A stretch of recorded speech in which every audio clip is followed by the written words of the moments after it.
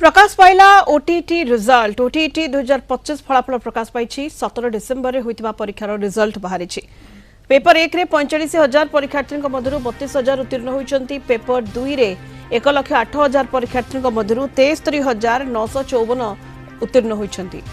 विभूति Sahu zonal head आम सहित जोड़ी होती वर्तमान फोन लाइन रे। विभूति, ओटीटी परीक्षा जहाँकि होइथिला एवं तार रिजल्ट तार फलाफल प्रकाश पाई।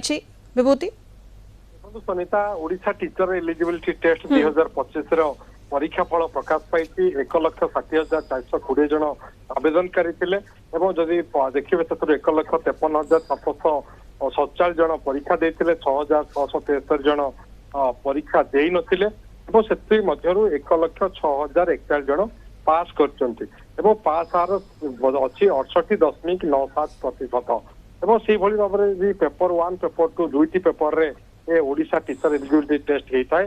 पेपर 1 रे 47,731 जन फॉर्म फिलअप करते 45,091 जन परीक्षा देते 2,640 जन आबसेंट रही 32,087 जन पास कर।